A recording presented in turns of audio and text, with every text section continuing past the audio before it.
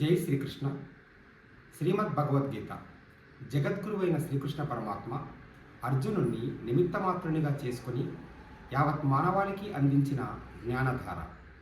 మహాభారత యుద్ధం ప్రారంభంలో అర్జునుడు తన బంధుమిత్రులను చూచి రాజ్యం కోసం వారిని సంహరించలేనని నిరాశకు లోనై అచైతన్యంగా ఉండిపోయిన స్థితిలో అతనికి కర్మ సిద్ధాంతాన్ని ప్రబోధించి కర్తవ్యోన్ముఖుణ్ణి చేసినటువంటి గ్రంథం. వేదవ్యాసుడు సంస్కృతంలో రచించిన భారతంలో భీష్మ పర్వంలో ఉన్న 700 శ్లోకాల ఈ చిన్ని గ్రంథము ఆధ్యాత్మిక విద్యకు, బ్రహ్మ విద్యకు ఆలవాలమై భారత సంస్కృతికి ప్రతీకలైన ప్రస్థానత్రయంలో ఒకటిగా భాసిస్తోంది. భగవద్గీత అంటే కేవలం పారాయణ గ్రంథం కాదు, అనుష్ఠాన గ్రంథం. అందులోని 18 అధ్యాయాలు 18 యోగాలకు ప్రతీకలుగా ఉన్నాయి. వాటిని పారాయణ చేసి అవగాహన చేసుకొని జీవితానికి అన్వయం చేసుకున్నప్పుడు ఇక మోక్షం కరతలామలకమే అవుతుంది.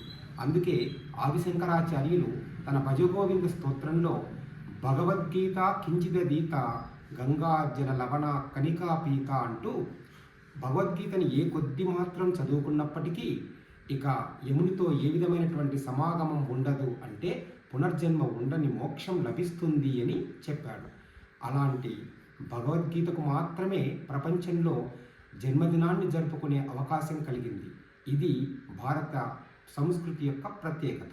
అందుకనే భక్తికి, వైరాగ్యాన్ని, జ్ఞానాన్ని అందిస్తూ మానవులందరూ కర్మబద్ధులేనని, కర్మలు చేయటం మానవులకు తప్పని విధి అని భగవంతుడు నిరాశను, నిస్తేజాన్ని పోగొట్టి చైతన్యాన్ని నింపే వ్యక్తిత్వ వికాసంతో కూడినటువంటి జ్ఞానామృతాన్ని అందిస్తోంది భగవద్గీత.